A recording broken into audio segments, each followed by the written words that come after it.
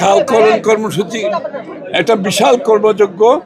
সমস্ত বাংলাদেশে 20,000 কিলোমিটার খাল খনন করা হবে, 20,000 কিলোমিটার, এবং আগামী 6 মাসের মধ্যে 1200 কিলোমিটার আমাদেরকে সম্পন্ন করতে হবে। ক্রমান্বয়ে আমরা 20,000 কিলোমিটার ইনশাল্লাহ খাল খনন সম্পাদন করতে পারবো। 3 কিলোমিটারের মতো আজকে আমরা শুরু করেছি, বাকিটা ক্রমান্বয়ে আমরা শেষ করতে পারবো।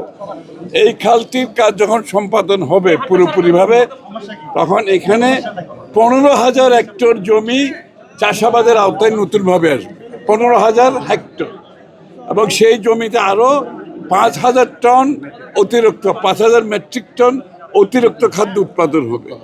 আপনারা বুঝতেই পারছেন এটার গুরুত্ব কত বড়, যে এই খাল খনন যখন সম্পাদন হবে 15,000 হেক্টর জমি চাষাবাদের আওতায় আসবে, 5,000 ton metric ton, 5,000 metric ton অতিরিক্ত খাদ্য এখানে উৎপাদিত হবে।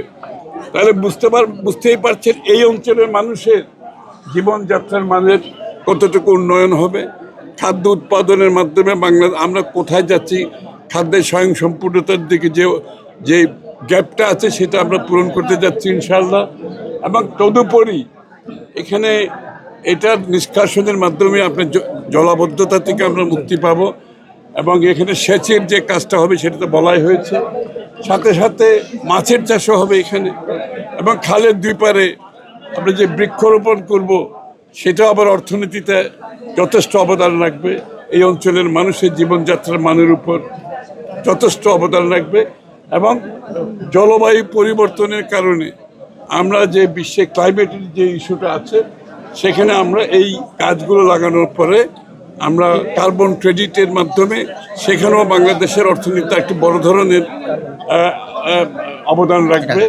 সবচেয়ে বড় কথা হচ্ছে এই অঞ্চলের মানুষের জীবনযাত্রার মানের একটা বড় ধরনের পরিবর্তন।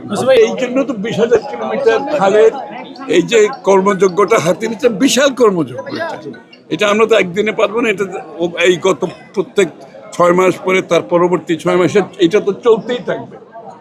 আমরা চিন্তা করেন যদি 20,000 কিলোমিটার খালের কাজটা শেষ করতে পারি, সমস্ত বাংলাদেশের চিত্র বদলে যাবে একদম। শুধুমাত্র খাদ্যের ঘাটতি এখানে কমে আসবে, জলবায়ুর উপর একটা আবহাওয়ার উপর একটা বড় ধরনের পরিবর্তন আসবে, এই অঞ্চলের মানুষের ভাগ্য যে জীবনযাত্রার মানের উপর বড় ধরনের পরিবর্তন আসবে।